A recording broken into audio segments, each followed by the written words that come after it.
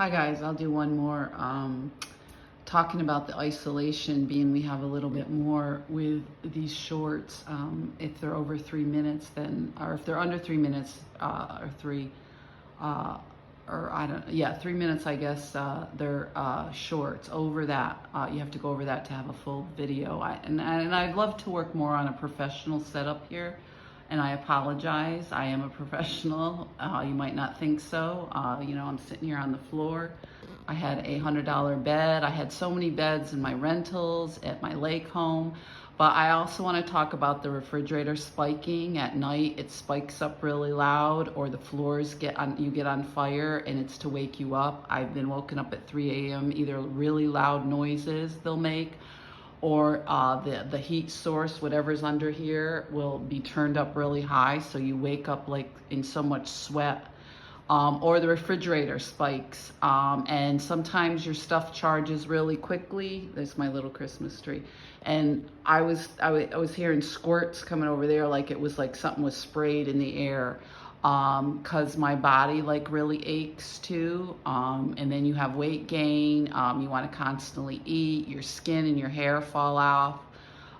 Just a lot of symptoms from this. It'll smell like a chemical smell. I've had it smell like from the bathroom here. It was horrid. Every time I'd go in there, I'd get blasted with a smell, at 3 a.m. because, if somebody wakes you up at 3 a.m., you got to use the bathroom. And that's what they did at the Y. And then they said it was because they had jobs. So I said, all right, but then this goes around the clock. Like if you try to sleep during the afternoon, or you try to sleep later in the day, and it's all to make you so you have no sleep. My ex-husband used to do it too. He used to swear. He didn't snore, but there was these loud noises all the time. He'd blast the TV, he'd slam doors. The snoring would be unconscionable. I wore earplugs for years, but now I'm thinking it was sound stuff in the walls because they were taking out the insulation. I know all of it sounds crazy, but I've read up about other people experience it. You think it's some sort of supernatural thing with your house, like it's haunted. It's not. It's just people doing this stuff to you to fraud you out of whatever it is, your home, your assets, domestic violence, coercive control. It's this kind of stuff, and I've dealt with it for years. And then I'd get up, try to go to work, and I'd have people, harassing me at work. I find out they're friends of theirs.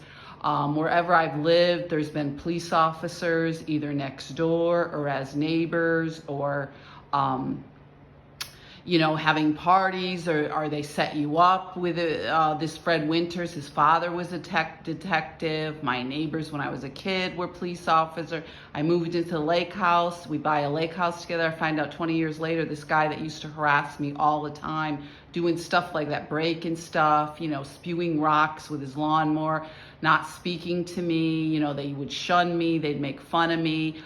They all told the police when the police got there that I was some kind of prostitute. I found out later the guy works for police officers here in Albany. His name is Doug Hopkins. They continue to harass and stalk with the people at the YWCA and my family, half family, and my ex-husband. So we'll continue, guys. Be safe and have a good night.